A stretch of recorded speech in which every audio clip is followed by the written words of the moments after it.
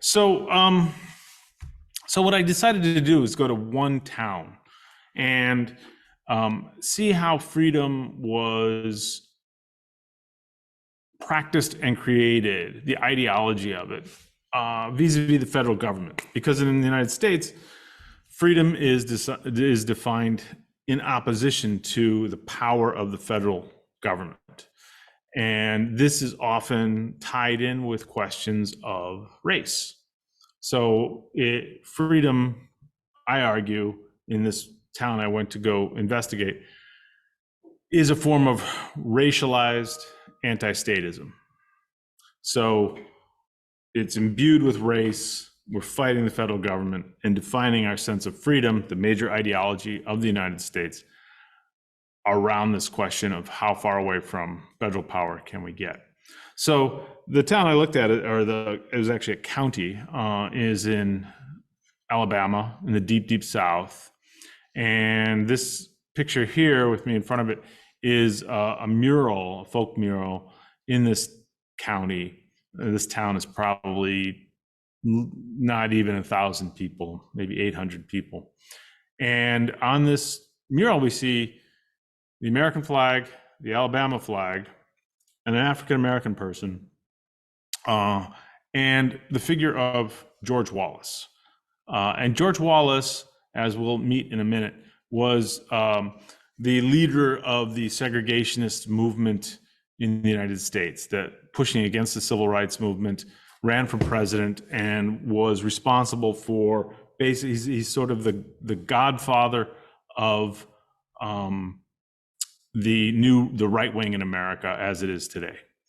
But we'll get there. Let me give you a sense of the type of things I'm thinking of. So anyway, these are the key elements I want you to think about: the populist, anti-statist figure, the American state, the state of Alabama, and the racialized dimensions of that.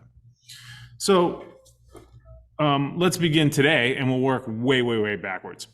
So the representative from this area that I'm going to talk about is called Barbour County, deep in Alabama.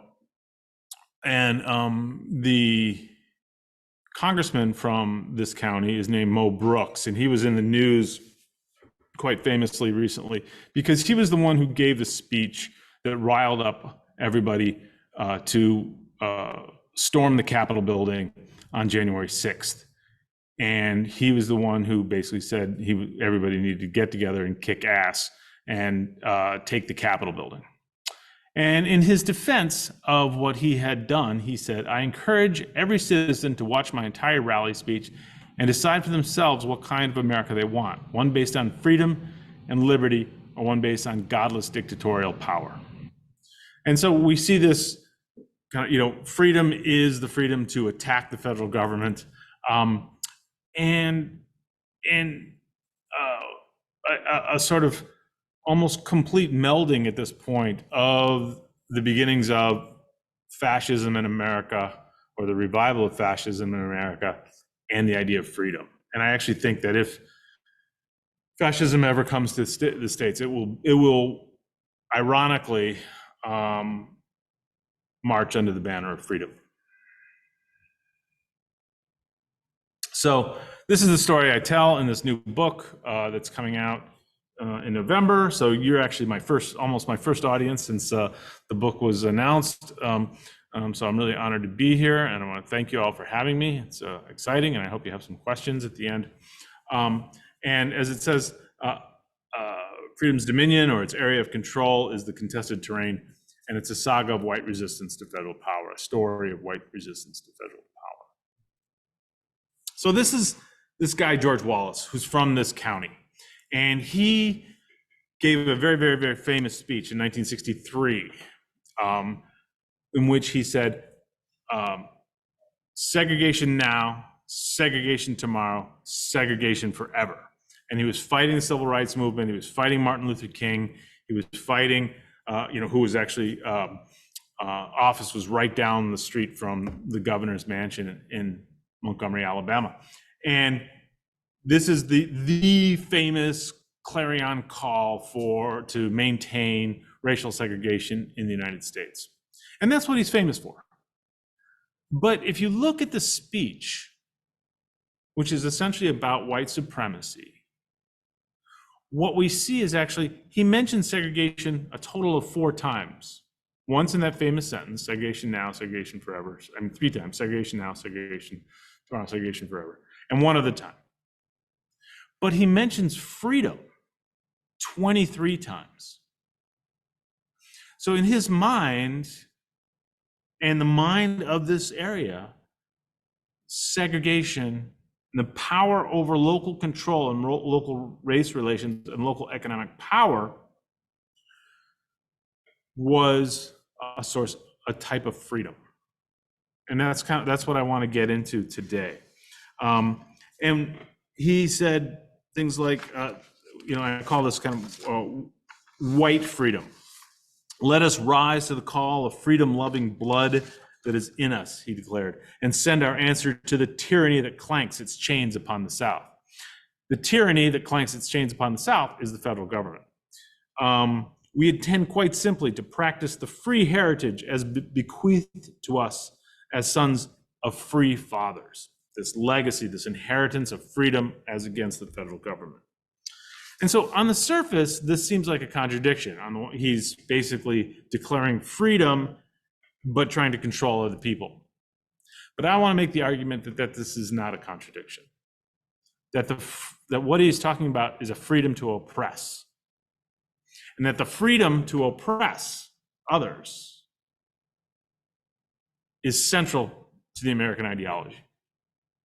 And this is locally based against the federal government that will challenge your local freedom to oppress and control the labor and the political life of others, especially African-American people. So we see this trickled throughout history. In the 18th century, Samuel Johnson, the famous man of letters, said, "Why do we hear the loudest yelps or cries for liberty from the drivers of Negroes?" Or Abraham Lincoln, "We all declare for liberty, but in using the same word, we do not mean the same thing. With some, the word liberty may mean for each man to do as he pleases with himself and the product of his labor, while with others, the same word may mean for some men to do as they please with other men and the product of other men's labors."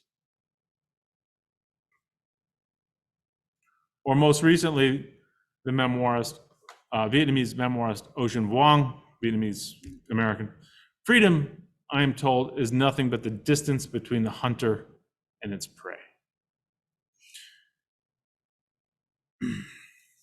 So this is I want to figure out where this came from, how it's practiced, this sort of flawed, problematic, racialized idea of the freedom to oppress others. Where does that come from?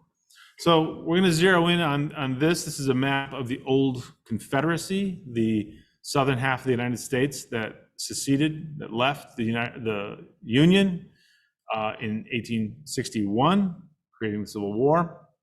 And what we see here in the darker counties throughout the southern states are the cotton-producing counties, the so-called Black Belt. The Black Belt is called the Black Belt because the soil is particularly black and rich, and it's where the cotton producers want to be. Later got called the Black Belt because there were a lot of black people there, but it originates in the type of soil. So the place that I want to look at is right where this red circle is, this little corner of the United States, tiny little place that we're going to investigate with some depth.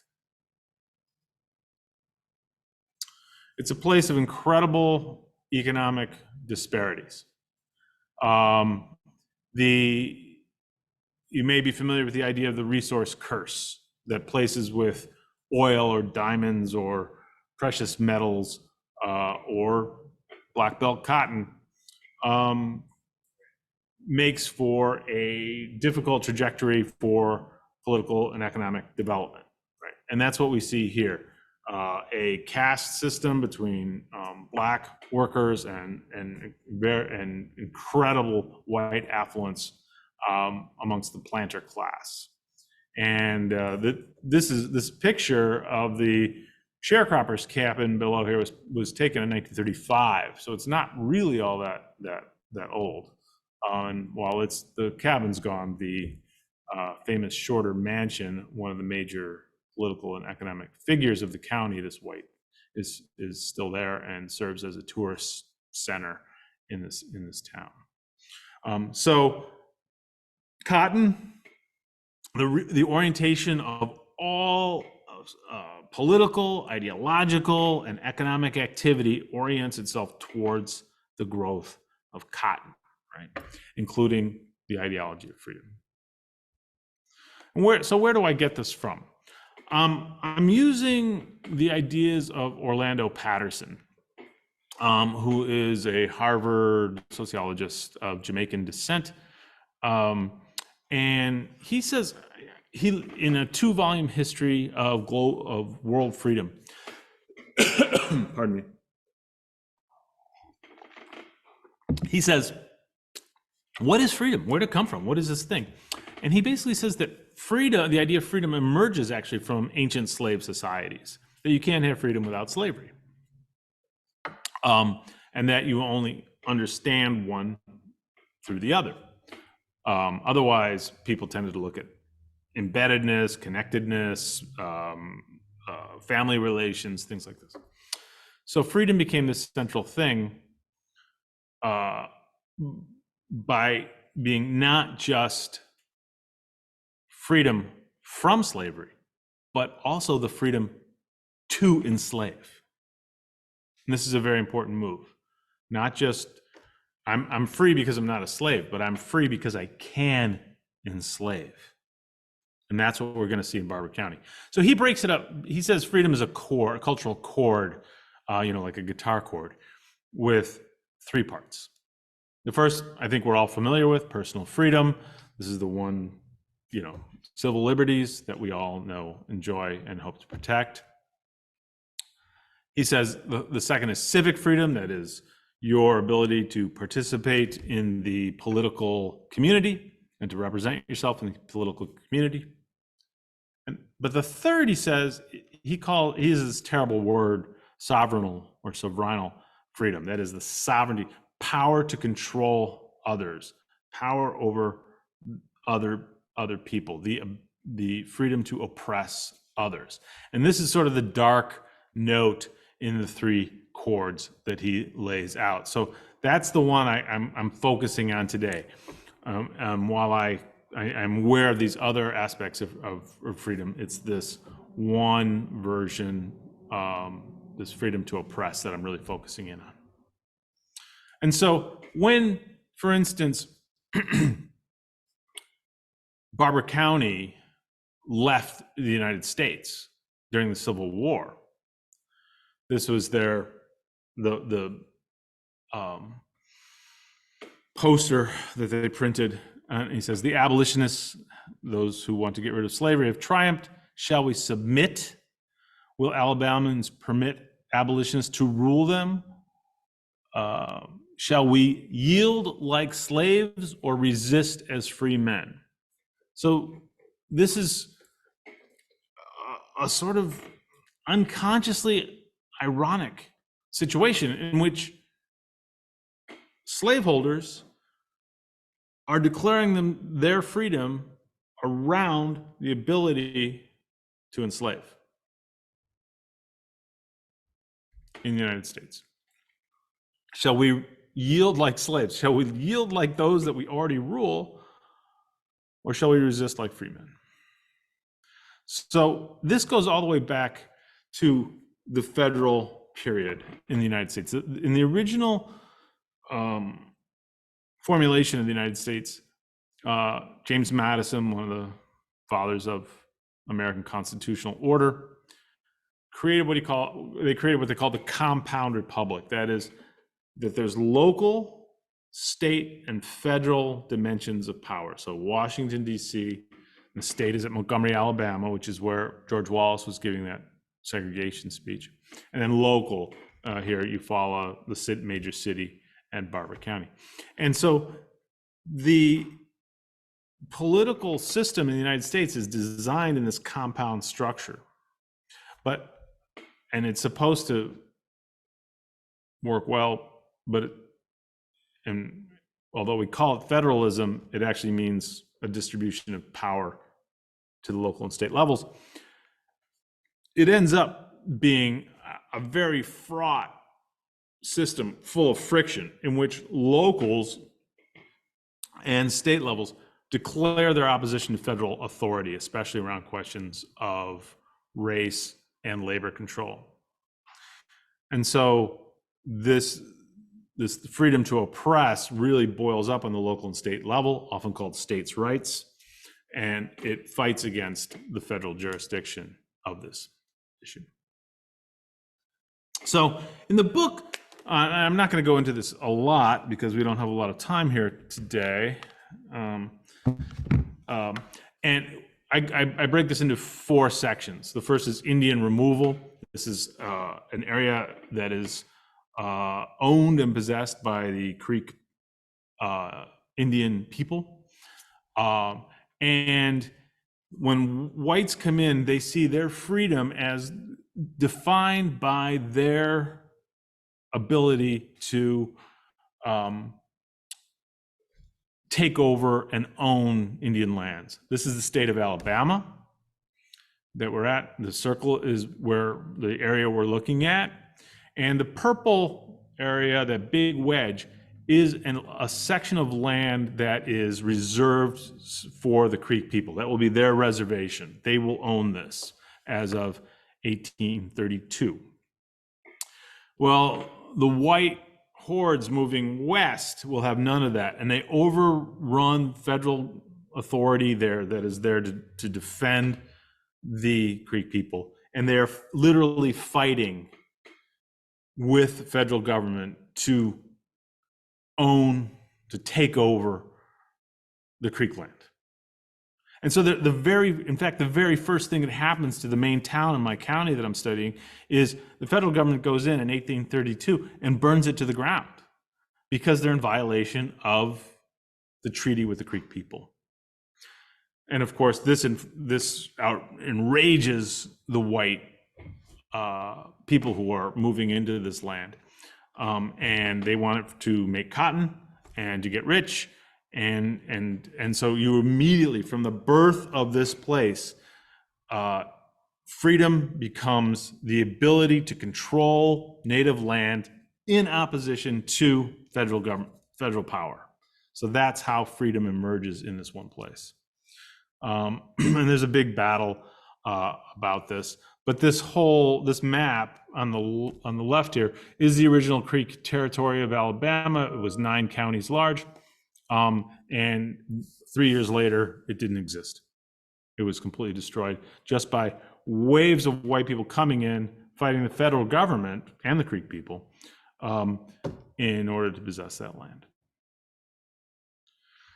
The second era I look at is perhaps the most pivotal period in American history, and that's after the Civil War. So all those states we saw earlier, they secede from the United States, 4 years of war over the question of slavery and the westward expansion of slavery. But then comes Reconstruction, and that's when the federal government comes in and says, hey, we are going to ensure that Black people have the right to vote. We're going to ensure Black people have political rights, that they're not abused, that they're entering into labor contracts that are fair. And this is when we see more this freedom as racialized anti-statism moving in. So here is this sort of golden era of Black democracy in America in the 1860s and 1870s after the Civil War, where federal soldiers are there to ensure the right to vote. And this we see African Americans being elected to Congress, state offices, sheriff's offices, all over the place. But it comes through federal enforcement of political rights. And here is a U.S. Marshal, a federal authority protecting sort of a black voter from a white mob. But this is a violation of the idea of American freedom, right? That this guy, this angry white guy's freedom is being violated by the federal marshal, who essentially wants to run the black voter out of town. The next few images might be disturbing because the third period of my talk is about this period after Reconstruction. So once Reconstruction collapses, well, it actually collapses at gunpoint because white people actually take up arms, shoot black voters, drive federal troops out. There's sort of a second civil war that happens in the 1870s, a guerrilla war against the federal government.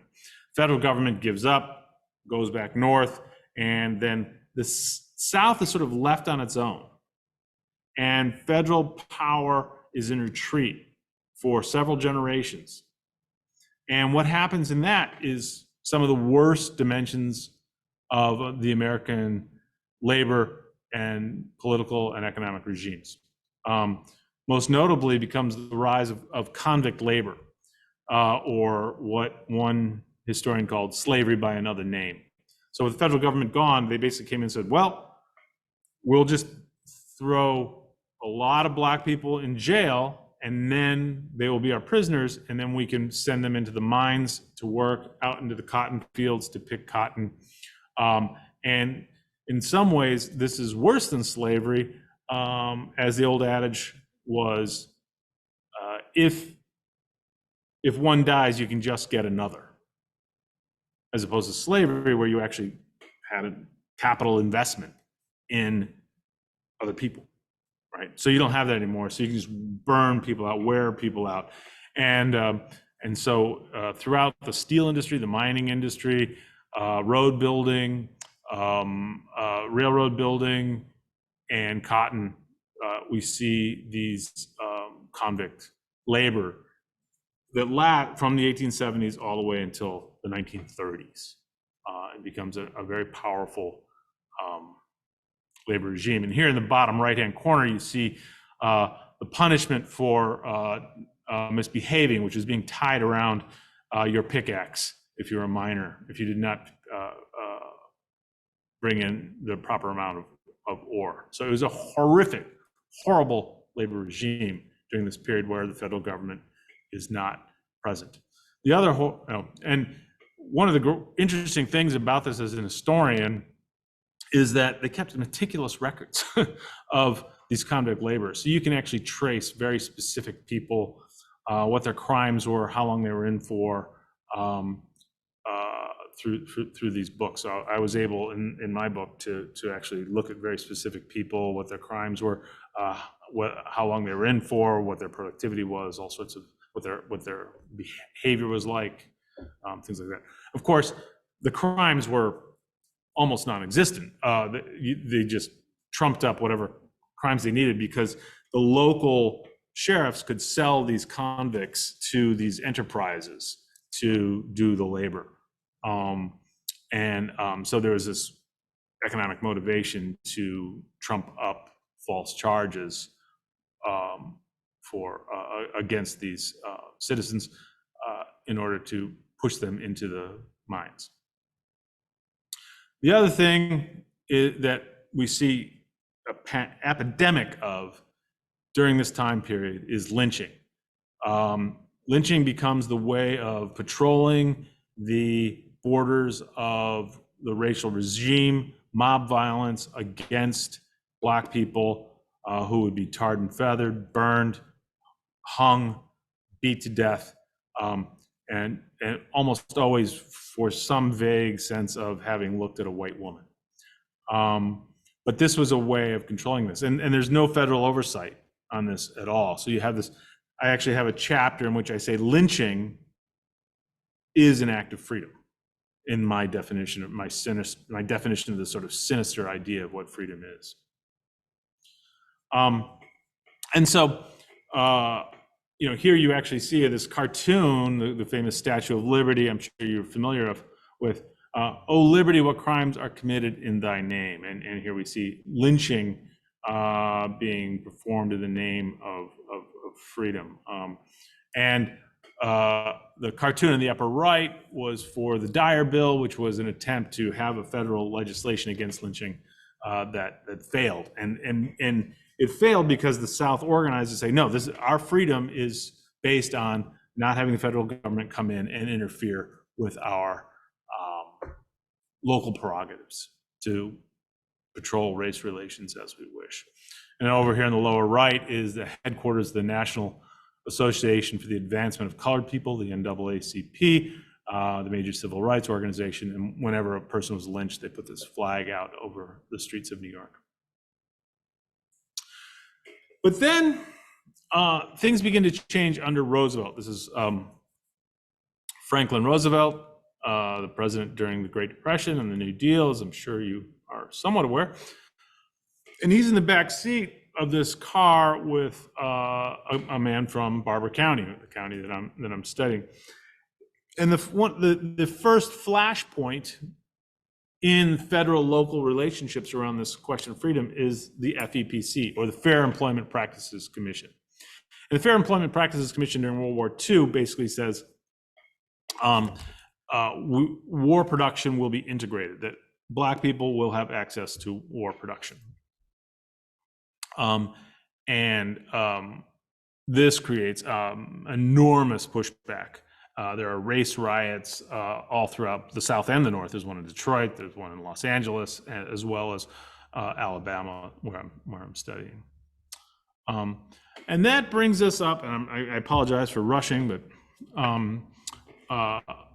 the modern civil rights era, the era in which we opened, where George Wallace was fighting the civil rights movement by saying segregation now, segregation forever, but mostly really talking about freedom.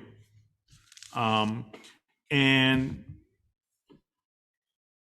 most people dismissed his references to freedom as kind of window dressing or a ideological facade to be able to talk to a cover in order to be able to do what he wanted to do. But my argument is actually this is an actual practice of freedom. This is the dark psyche of American exceptionalism. And so the modern civil rights movement comes to Barbour County, and these are all activists within the civil rights movement on the local level there. And if you know anything about the U.S. civil rights movement, it's divided amongst more militant and moderate positions, but there's a fairly coordinated local effort. But the key for success is the role of the federal government. The Voting Rights Act in 1964, the Civil Rights Act in 1964, the Voting Rights Act in 1965. And then when voter registration time comes around, we launch this big campaign in Barbour County, Alabama, to register, throughout the South, actually, of course, but in Barbour County as well. And Martin Luther King's major assistant, Hosea Williams, he does this study, and he says, why do we have some counties in which we have tremendous success in voter registration and other counties where we have very little? And he singles out Barbour County, Alabama, this county, and he says they have a great organizational operation there, but they haven't been as successful as places with less good organizational structures. And what he looks at, and he says, oh, everywhere that there is a federal supervisor of local elections, things go well. If there's not a federal supervisor of local elections, things don't go bad. So the federal government is, in fact, the pivotal player in these realms, whether it's ending lynching, protecting voting rights during Reconstruction, protecting Creek Indian rights back in the 1830s. The federal government is the thing. But the local whites are continuing to see their freedom as against the incursion of the federal government, which is preventing them from treating local blocks the way they want. And so this becomes this enormous struggle. And so when George Wallace gives a speech, he knows exactly what he's talking about. He understands the entire sweep of history from the 1830s forward, that freedom is really what is at stake for his group. And so what we see is a renewal nationally of white people talking about freedom and anti-statism and racialized anti-statism. So George Wallace, the guy we were talking about, the governor of Alabama who gave that speech, he runs for president in 1968, 1972, and actually 1976, but he gets shot, he gets paralyzed by an assassin's bullet in 1972. But here we see in the upper left, vote for freedom, not socialism, vote for Wallace in 1968. And Wallace is really the person that is embodying the shift from especially white working class people from the Democratic Party and the New Deal coalition based on labor rights, moving over to the right wing on cultural values, on questions of freedom, on racism, and these other things. And the South plays a key role. So here's Richard Nixon campaigning in 1968. He will win the election. Dixieland, i.e. the South, is Nixon land. And so the idea that the South, which has historically been Democratic because of segregation at that point, shifts to the Republican Party and becomes part of the new kind of coalition we see. And key in this, we see George Wallace on the left, a little license plate, 200 years of freedom, it's time for another George. And that's a reference to George Washington and George Wallace, which are crazy, but that's the idea. And over on the right, we see states' rights champion Ronald Reagan opening his 1980 campaign for the new right, and that will eventually change American politics forever. But he launches his campaign in Neshoba County, Mississippi, outside of Philadelphia, Mississippi, not Philadelphia, Pennsylvania. And he announces states' rights here. This is where he allies with this kind of localized state-based idea of freedom against the intrusion of the federal government that is backing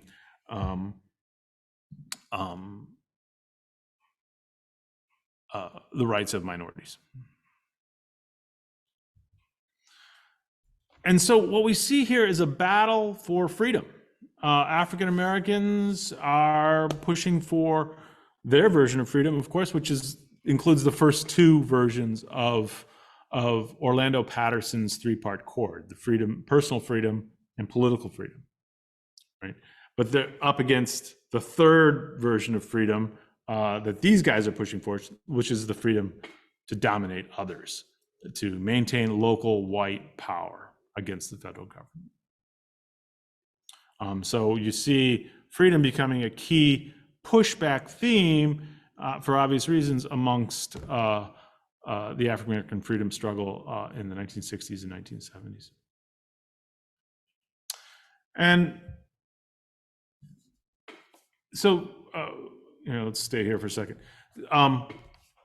So this is a dominant thread throughout American history. It's very powerful, and the white South is using it to defend itself against incursions in the North before the Civil War and well after the Civil War, right?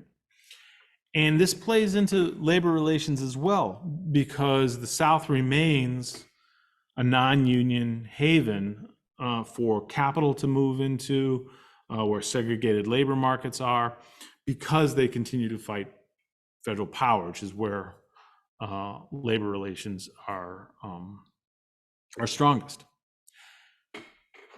And so this the white, this is some complex stuff I'm trying to boil down. The white South is historically democratic since the Civil War. It continues to be democratic and a segregationist. The Democratic Party is split between a liberal, pro-labor, pro-civil rights wing and a segregationist, anti-labor wing in the South. And then George Wallace essentially begins the switch, and the Democrat and the white South begins to shift towards the Republican Party. And this is where the Republican Party begins to meld anti-tax, anti-government, anti-intervention in people's lives with this historic Southern version of it. And together, there's a sort of a pro-capital version and a pro-segregation version that merge and creates the new Republican Party in the 1980s and beyond. And if we fast forward to the beginning of to today, when we see the storming of the Capitol under banners of freedom, or even Confederate flags from, going all the way back to the Civil War days where they're waving. There were no Confederate flags ever flown in the Capitol during the Civil War, but there were right after Trump's defeat in January. And so, but we end up with a kind of national ideology that I think I can capture pretty well with Ta-Nehisi Coates's quote here. It's a long quote, and he's one of the great Black writers in America today. And he was writing a piece actually about Kanye, but he wrote this in the Atlantic a few years back. He's talking about a kind of freedom, a white freedom, freedom without consequence, freedom without criticism, freedom to be proud and ignorant, freedom to profit off of people one moment and abandon them the next, a stand your ground freedom. Stand your ground is the law that allows you to shoot people if they intrude on your property. Freedom without responsibility, without a, I can't see. All right. My screen is actually muddled here. Freedom without responsibility, a Monticello without slavery. That is Thomas Jefferson's home. Our founding father of freedom, but a slave owner and had a slave. Had children with a slave. A Confederate freedom, the freedom of John C. Calhoun. John C. Calhoun was the great states' rights champion of South Carolina. Not the freedom of Harriet Tubman, i.e. the abolitionist, Black abolitionist, which calls you to risk your own. Not the freedom of Nat Turner. Nat Turner was leader of a slave revolt, which calls you to give even more, but a conqueror's freedom. Freedom of the strong, built on antipathy or indifference to the weak. The freedom of rape buttons, pussy grabbers. That's a reference to Trump's abuse of women. Freedom of oil and invisible wars, the freedom of suburbs drawn with red lines. Red lines is about carving off segregated neighborhoods so that you don't have to live near Black people, quote unquote. So this is kind of the modern ideological edifice that emerges from this long struggle between local and federal powers. And I think this is kind of, we're at this moment today where this long thread throughout history has come to embody the dominant right-wing freedom. And the irony of this for our purposes as labor historians, even though this book is my first that's not really about labor, the irony of this whole thing, of course, is that racialized anti-statism as freedom, if that's your main ideology, and it's become increasingly the ideology of white people in America, is that if you're against the government is the only ally you have as a labor organizer. The government is the ally you have to help you redistribute wealth, which of course is skyrocketing in the United States to unprecedented levels. And so people often ask why, especially white working class people, vote against their own class interests. I think this helps to explain that that problem, that they see the government as something they fear, not an ally in their struggles. It was for a while during the New Deal era, from the 30s to about the 70s, when the Democratic Party was very active in redistributing wealth and providing union protections. But with George Wallace, from this little corner of Alabama, helped rejigger, rework American politics to the point that this becomes the dominant white ideology of middle class and working class Americans. So I'm happy to take any questions if there's time, or I'm not sure how the conference is structured or scheduled, but that's my show. Okay, does anybody have any questions?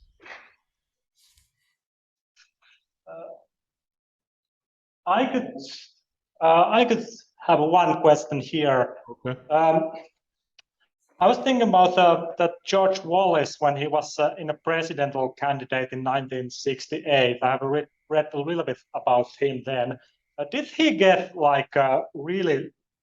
Was he first in to be successful in the like industrial area, the Midwest area with the industrial people there? Yeah, so George Wallace, that's the interesting thing. So Wallace, I wrote a book about the 1970s called Staying Alive. And it was about the late 60s and 1970s and in working class culture. And Wallace, people at first thought he was a third party candidate in 1968. And in 1968, the Democrats are very divided over Vietnam and over the questions of civil rights. And George Wallace runs, and he suddenly gets, not only is he winning in the South, but he's winning in the industrial belt in the Midwest, especially among, say, auto workers, steel workers, the core industrial working class, white working class, that has been the historic home of the Democratic Party. And he's carving off a lot of Democratic support. And so with this kind of freedom, get the government off your back, get the blacks out of town kind of rhetoric. And so the leadership of the labor movement mobilizes very aggressively to try to show that, hey, this guy's a fraud, and labor rights in Alabama are terrible, and wages are lower, and they are able to push back against Wallace in the Midwest. But he still has tremendous support. In New York City, he, at the end of his campaign, he has a rally of 20,000 people. It was the biggest political rally since Franklin Roosevelt. And so he has this it's very Trump-like. It's very, very Trump-like. He's sort of the proto-Trump. And he's, in the end, he's reduced to 13.5% of the electorate. But in US politics, 13.5% in a two-party system, he's a third party, is a lot. He's a third-party candidate. So he does really well. And if it had not been, especially for the United Auto Workers, really pushing for a campaign amongst the industrial working class in the North, he would have done even better. And in 1972, he runs as a Democrat and does extremely well. He wins Michigan. He wins the Michigan primary, which is the heart of the United Auto Workers. He wins Maryland. He wins Wisconsin. He does really well in a lot of those key industrial states. And then he's shot by a kind of a crazy guy named Arthur Bremer, and that ends his campaign. He's basically paralyzed in a wheelchair for the rest of his life. But so he's an extremely powerful force. And in a guy named Kevin Phillips, who wrote a book called The Emerging Republican Majority, basically said the Wallace voters, especially working class blue collar whites, are moving between a Democratic past and a Republican future. That Wallace was the bridge to the Republican Party. And you have to remember, this is the height of civil rights, the height of the anti-war movement, the height of not quite the height, but the growing power of feminism, and so a lot of these people are feeling their control. White men, especially, are feeling their patriarchy under assault, their racial privilege under assault, and Wallace really, really resonated with those sort of disgruntled, anxious people. One I studied for my last book, 2 books ago. He was a Wallace supporter, this guy named Dewey Burton, and he was a Wallace supporter because Wallace trying to prevent the integration of schools through busing. And then when Wallace was shot, this auto worker shifted his vote to George McGovern, who's probably the most left-wing candidate in American presidential politics ever. So you can see sort of the volatility of that blue-collar vote in the 1960s and 1970s through those kinds of things. And if I can continue a little bit, like it's so interesting that those topics are now like all over the West, like with the affluent working class voting for the somewhat far-right people with that kind of moral topics and stuff like that in France, in Great Britain, in Finland, everywhere. Right. Yeah. Finland as well? Oh, yeah, Finland as well. Yeah, kind of. Right. And I mean, I started this project before Trump won the election in 2016. But as that unfolded, I kind of felt like this was an affirmation. But I've never quite, like, to what extent the U.S. is leading this large-scale backlash against, sort of right-wing. It's not just right-wing. I mean, it's horribly right-wing. It's I mean, the Republican Party in the United States, the Trump wing of it, the Republican Party is now divided between a huge Trump wing and a small wing that still believes in democracy, led by Liz Cheney and some other people. But the mainstream Trumpian wing is pretty much an authoritarian party. They are doing everything they can to undermine elections, to steal elections, to manipulate voters, and lying in American politics. And now, and obviously there's plenty of right-wing movements throughout the country, but the degree to which this, the supposed bastion of freedom and democracy has jumped on this authoritarian push, it makes a lot more sense to me after I did this kind of local research and saw these long-standing local grievances in this area, and that